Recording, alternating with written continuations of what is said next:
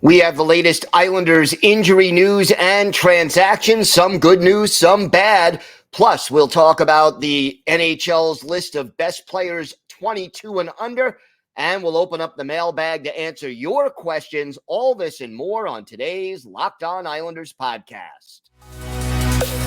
You're Locked On Islanders, your daily podcast on the New York Islanders. Part of the Locked On Podcast Network, your team every day.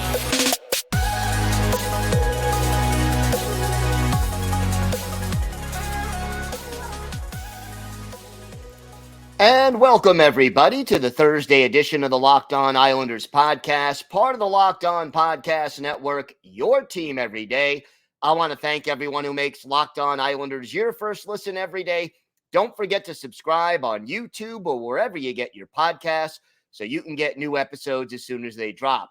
Today's episode is brought to you by Jace Medical. Empower yourself when you purchase a Jace case, providing you with a personal supply of 5 antibiotics that treat 50-plus infections. Get yours today at jacemedical.com and use code LOCKEDON to get $20 off your first order. That's JASEmedical.com. We have got a lot to discuss on today's show, but first, if there's something Islanders related on your mind, if you have a question, a comment, maybe a topic you'd like us to discuss on a future episode, feel free to email us at lockedonislanders@gmail.com. And if you leave your first name and where you're from, we're happy to mention you on the show when we discuss whatever's on your mind. You can also follow the show on X at Locked On Isles, and you could follow me, Gil Martin, on X at Ice Wars, NYR VSNYI.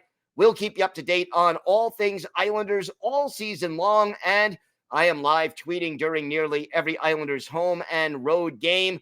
So join me for some instant insight and analysis, and it's great to talk Islanders hockey with you, game time or anytime.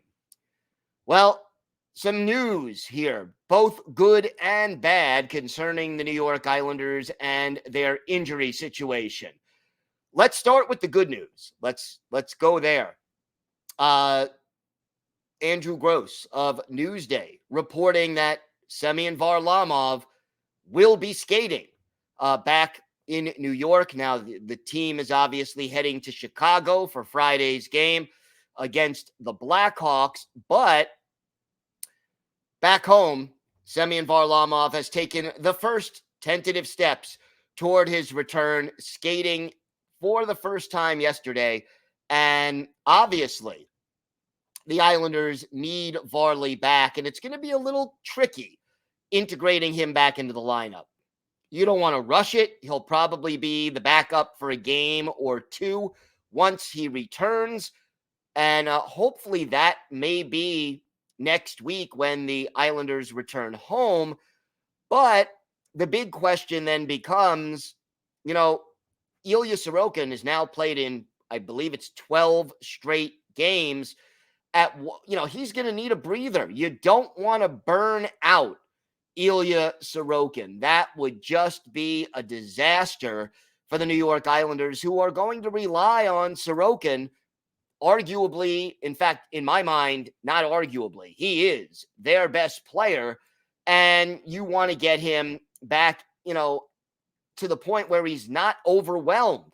And playing in a dozen games in a row does not help.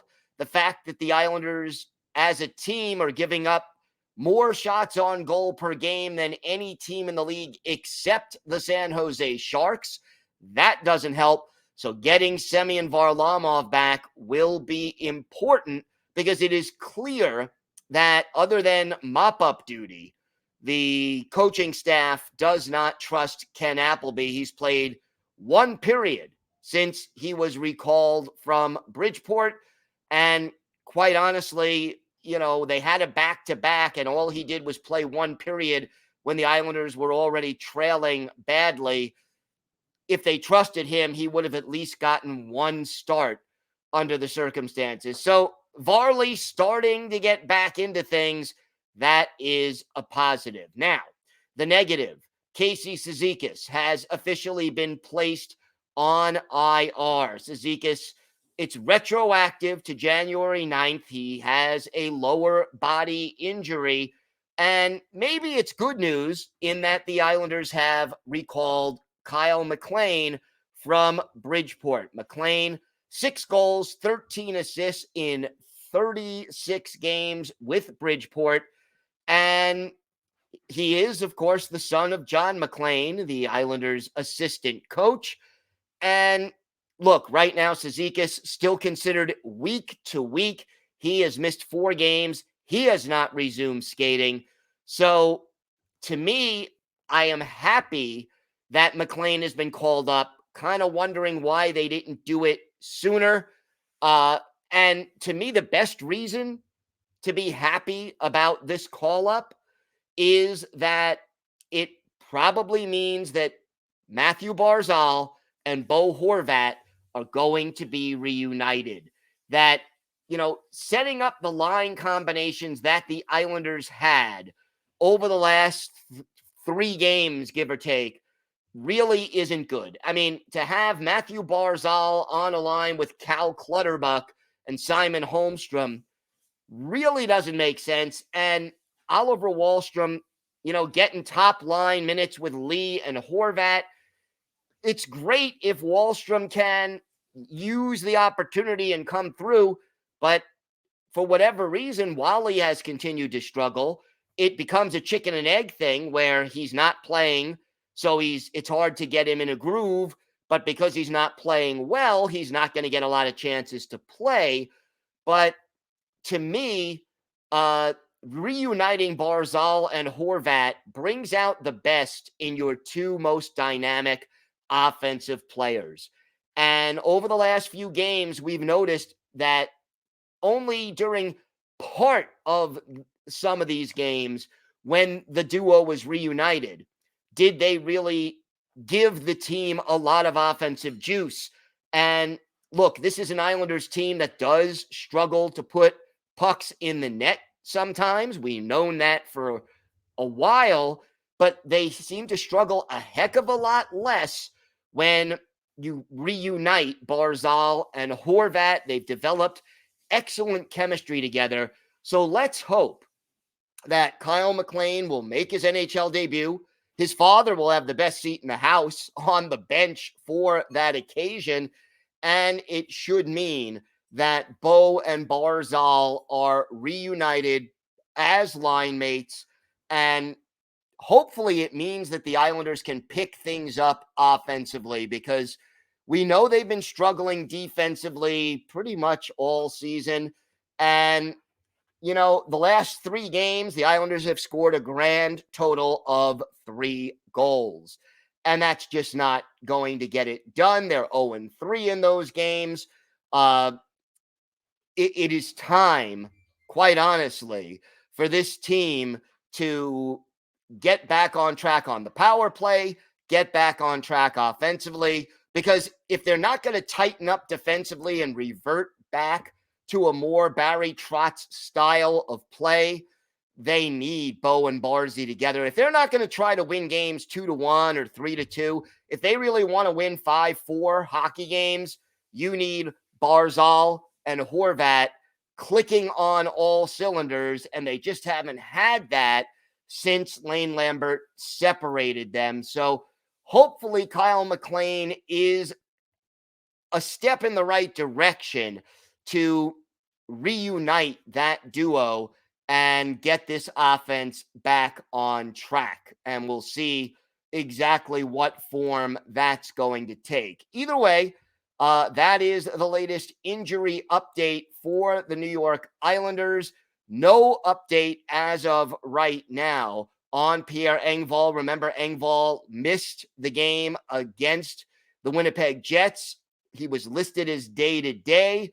Hopefully, Engvall will be available Friday when the Islanders travel to Chicago and take on the Blackhawks in the final game of this 4-game road trip. We have got a lot more to discuss on today's show. We're going to talk about the latest listings of the NHL's top players 22 and under, and what exactly that's going to mean what it says about the Islanders, plus a little good news about the schedule and a lot more. And for our Islanders birthday of the day, a recent player, a defenseman who was forced to retire a little early due to injury.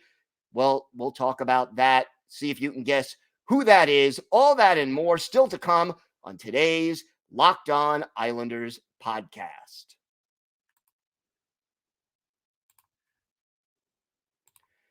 Today's episode is brought to you by Jace Medical. I know we come to sports to escape from some of the crazy realities of real life, but can we just talk for a minute about preparing for real life? According to the FDA, pharmacies are running out of antibiotics like amoxicillin right in the middle of the worst flu season in over a decade. This is scary. I can't imagine a more helpless feeling than if one of my loved ones got sick and a supply chain issue kept them from the life-saving medication they needed. Thankfully, we'll be okay because of Jace Medical. The Jace case is a pack of 5 different antibiotics that treat a long list of bacterial illnesses like UTIs, respiratory infections, skin infections, and others. And this is stuff that could happen to any of us. So visit jacemedical.com, complete your physician encounter. It'll be reviewed by a board-certified physician, and your medications will be dispensed by a licensed pharmacy at a fraction of the regular cost. It's never been more important to be prepared than today. Go to jacemedical.com and use offer code LOCKEDON to get $20 off your first order. Locked On has launched the first ever national sports 24/7 streaming channel on YouTube. Locked On Sports Today is here for you 24/7, covering the top sports stories of the day with the local experts of Locked On, plus our national shows covering every league. Go to Locked On Sports Today on YouTube and subscribe to the first ever national sports 24/7 streaming channel. Wanted to talk a little bit about the schedule, and for once, the Islanders get a little bit, at least, of good news. It's unfortunate, the reason for the good news, but we'll take it. The Chicago Blackhawks, who the Islanders will play Friday night in Chicago, just had a schedule change. They were originally supposed to play Wednesday against the Buffalo Sabres. That game has been postponed because of travel restrictions due to weather in Buffalo. You've got those lake effect snows. So that game has now been moved to Thursday night, tonight, at 7 o'clock Eastern time. What does that mean? It means that the Blackhawks will be on a back-to-back, while the Islanders will have a couple of days off in between their last game in Winnipeg on Tuesday and Friday's game. So not only do the Blackhawks play a back-to-back, but they do have to travel from Buffalo to Chicago, while the Islanders will be in Chicago waiting for the home team to arrive. So a slight advantage there for the Islanders. One other piece of news, the uniforms for the Stadium Series that the Islanders will be playing in next month are expected to drop sometime next week. And, of course, we will have the latest on X as soon as that announcement is made, and we'll keep you up to date right here on the Locked On Islanders podcast like we do with all Islanders news. The Athletic just came out with their rankings of the top NHL players and prospects under the age of 23. So it's 22 and under. And this group, they broke it down into 8 tiers of players, with, tier 1 being the best and tier 8 being the potential to be a middle of the lineup player. And, they had about 150 players listed. Guess how many New York Islanders made this list? If you said 2, you were on the nose. Both of those players in tier 8, the lowest ranked tier, at 140, Simon Holmstrom already on the Islanders roster. And, they did a little skill scouting report on them. And basically, puck skills and hockey sense, Holmstrom ranked as average. Skating, he ranked below average. And in compete level, he was above average. So Simon Holmstrom, the only player on the Islanders' active roster who appeared in this article. The only other player who made the grade for the New York Islanders is second-round pick from this year, Danny Nelson. He ranked 142nd. So the 6'3", 212-pound center who is right now, still playing college hockey. Well, he managed to make this list. His skating and puck skills were listed as average, his hockey sense below average, and his compete level above average. Again, 142nd on this list. And that is, well, needless to say, disappointing. And I think it speaks volumes that when you're going, they go 169 players deep in this article. And only 2 out of 169 players are on the Islanders. And if you think about it, if there's 32 teams, the Islanders should have, each team should have a lot more than 2. Let's just say that. And, the Islanders should have 4, maybe 5 players, or every team should have 4 or 5 players on this list if every team had, an equal share of this 169 guys.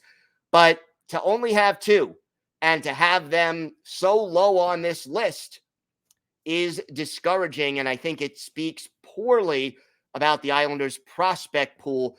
One other thing I think Islander fans will be interested in, ranked at 160 right now, Aatu Räty, the former Islanders prospect, traded to the Canucks in the Bo Horvat deal.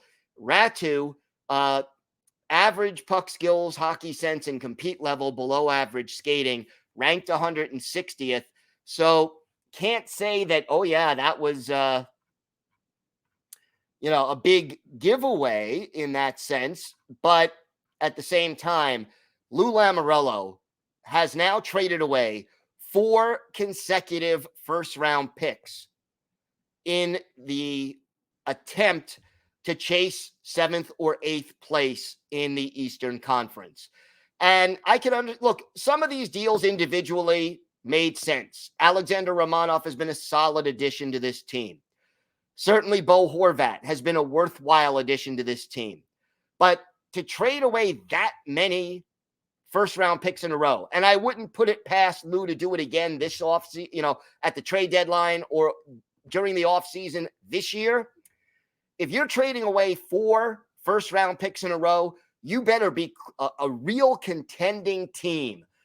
And now what the Islanders are faced with, and it's something everydayers know, we've talked about a lot over the offseason and all through the season. You've got a team with a lot of players on the wrong side of 30 without a lot of built-in replacements in your organization. And because this is hockey and not the NBA or the NFL, 95% of draft picks don't make the NHL as regulars for 2, 3, 4 years. So, when the Anders Lees and the Brock Nelsons of the world start to slow down, it's going to have to be more trades, because if you want to make this roster competitive, because you just don't seem to have the ammunition in the farm, down on the farm and in the prospect pool. And that is a very, very discouraging thought for the New York Islanders. So, look, you've heard Hadi Kalakesh of Locked On NHL Prospects. He was with us during the offseason, talked about the issues facing the Islanders and the problems that they have in their prospect pool. He even referred to it as a prospect puddle because it wasn't very deep. Right now, halfway through this season, it doesn't seem to have improved in any way, shape, or form. And need I remind Islander fans, and you could check out every day, or as you know, yesterday we had our weekly farm report on the Bridgeport Islanders. Well, they are last place or very close to last place in the AHL. And again, it just doesn't bode well for the prospect pool. Hopefully, either Lou Lamoriello or his eventual successor can change that around. But as of right now, the Islanders are struggling in that department. We have got more to get to on today's show. We will open the mailbag and answer some of your questions. Plus, we'll have our Islanders birthday of the day. All that and more still to come on today's Locked On Islanders podcast. Today's episode is brought to you by Indeed.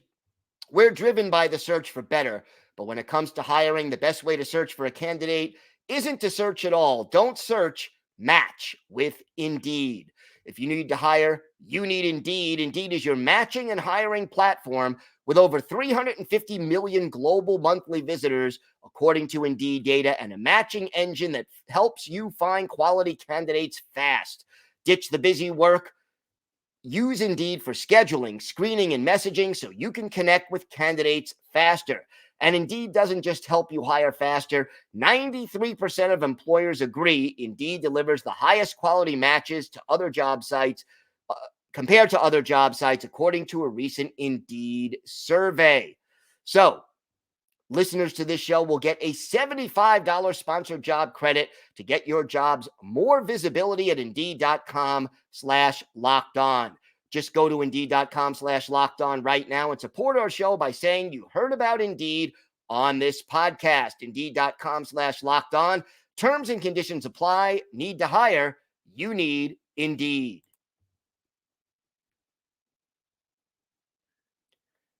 All right, let's open the mailbag. We've got lots of questions and, unfortunately, lots of frustrated Islander fans. This one comes from our friend Charlie, who has indeed sent us a few emails over the last few weeks and months. Gil, hope you don't mind me venting. Lane will be let go when they come home, regardless of the rest of the road trip. That's Charlie's prediction. The equation is simple. Lou has to stand behind the team and play the last card. Either the team responds or in Lou we trust is DOA. If he has a shred of pride, he will walk away if there is no playoff berth. They desperately need a taskmaster and a coach with Barry Trotz-like credentials. So, look, he goes on to say this team needs an attitude adjustment. There is more there, but they need it squeezed out of them. And Charlie, I agree with you in the sense that right now, I'm not saying Lane Lambert is a bad head coach, but I don't think he's not the cause of the problems for this team, but he doesn't seem to have the solutions either. And, Charlie also says, hey, UBS is going to be a ghost town unless they win. I think attendance has been down a little bit. It will be down a lot if they don't start winning. So we'll see, what ends up happening with that. But, as of right now, I think they do need to make some kind of a change. And it's easier to replace the coach than it is to replace 18 players. Although, Lou could make a trade. We'll see what he ends up doing. The next email is from our friend Kevin. He has also sent in a few emails over time. Gil, when a team is struggling like the Islanders are, what can they do to get that spark back? It seems the tools at the Islanders' disposal are few. You're right, Kevin. There's not a lot. We've already seen them try to juggle the lines a little bit. We've seen a couple of players sit out a game as healthy scratches, although all the injuries that this team has been suffering makes it harder for, this team to feel comfortable scratching a lot of players. And the other problem is you've got a lot of guys right now who maybe deserve benching. You could always call up a player or two from the minors, but, that's not a great option because there's not a lot of great prospects down there. The most deserving player is Ruslan Ishkakov. He's leading the team in all the different categories, goals, assists, points. But the problem is they still are not necessarily comfortable with Ishkakov when he doesn't have the puck. And that's always been a big part of the Islanders' system. So let's see, what happens. You can make a trade, you can bench some players, you can call up some players, or some combination thereof, or you could fire the coach. But right now, those are your options, really. And it doesn't seem like the Islanders are going to be doing that right away. And as far as the coach, as far as trades are concerned, it's a little tough because A, you have a lot of bad contracts, players that are overpaid or have too much term. And B, a lot of these guys also have no trade clauses. The next one is from David. David writes, Gil, what will it take for Lou to fire Lane Lambert? It's so obvious he doesn't have the answers to what the issues are. This is a GM and team president who fired a first-place coach when there were 3 games left when he was with the Devils. David, you're spot on. What will it take? I thought the 7-game winless streak, would have done it. They had that, I believe, in December or late November. It didn't happen mainly because they got a lot of loser points. If they lose in Chicago, would it shock me if something like that happened? No, probably not. Why he hasn't pulled the trigger is a little bit of a mystery, but we'll see. This next one is from Paul in Wisconsin. Gil, just saw your latest podcast, spot on commentary, but as most fans and myself and you have been saying for at least the last 2 seasons, the change, organizationally speaking, should be from the unmovable to criticism GM to an unadoptable, no feet to the fire coach to aging players. The team is almost playing out the same season script from last year. Unfortunately for the Islanders, Detroit, Philly, and some other teams are better this year. And I don't know if they can put themselves into one unsatisfactory win in the playoffs appearance, one and done scenario again. Keep speaking up. Maybe the management will wake up. Best, Paul B. Paul, it is not going to be easy for this team to make the playoffs, but it's not impossible. There is still talent on this team. And, a brilliant GM, a smart GM could make a few trades and make some changes and get this team into the playoffs this year. A coaching change might also help that. I thought Lou Lamoriello should have stepped down. He's done some good things, don't get me wrong, but the way this team is put together, as I mentioned in the second segment, does create all kinds of long-term issues. If this Islanders team was a top-tier contender or close to it, I understand the path that Lou Lamoriello has taken, but because they're not, because they are sort of a somewhere between 7th and 10th in the conference kind of a team, mortgaging your future to finish 8th place in the conference still does not make a lot of sense. All right, time now for our Islanders birthday of the day. Thank you to everyone who wrote in and sent in the mailbag questions. Always appreciate it. And again, everybody feel free to send in your own. We'll read them as they come in and get together. Our Islanders birthday of the day, again, we're a day early, but Friday will be the big 40th birthday of former Islanders defenseman Johnny Boychuk, the Edmonton, Alberta native, 2nd-round pick by the Avalanche in 2002, but didn't play long for the Avs. 4 games for them in 07-08, then to the Bruins, and then joined the Islanders via trade in 2014-2015. That was his best season with the Isles offensively, 9 goals, 35 points. Stayed with the Isles through the 2019-2020 season before injuries ended his career. Played in 725 NHL games, 54 goals, 206 points, 331 penalty minutes, at 13 goals and 30 points in 104 104 playoff games. And Boychuk did indeed win a Stanley Cup.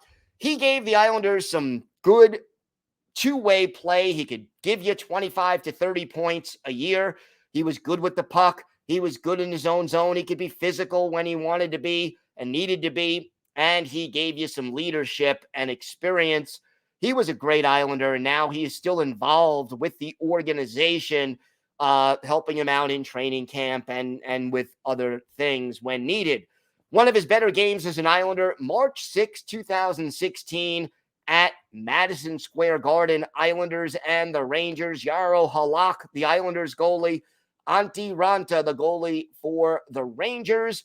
And in this game, Johnny Boychuk opens the scoring, a goal from Josh Bailey and Kyle Oposo, just 2 minutes and 50 seconds into the game. And then later in the first period, he scores again from Anders Lee and Nick Leddy. The Islanders go on to beat the Rangers 6-4. Boychuk, 2 goals, 2 penalty minutes, 5 shots on goal, played 19 minutes and 4 seconds. One of the many good games that Boychuk played. And when he scores twice and the Islanders beat the Rangers at Madison Square Garden, it's even sweeter. So that was a great one. So happy birthday a day early here to former Islanders defenseman Johnny Boychuk. He is our Islanders birthday of the day. I want to thank everyone for making Locked On Islanders your first listen every day. Everydayers tomorrow on the show. Hopefully we'll have an update on both Semyon Varlamov and Pierre Engvall's status, and we'll have a full preview of the Friday night game in Chicago. So make sure you join us for that. Until then, have a great day, everybody. Stay safe. And of course, let's go Islanders.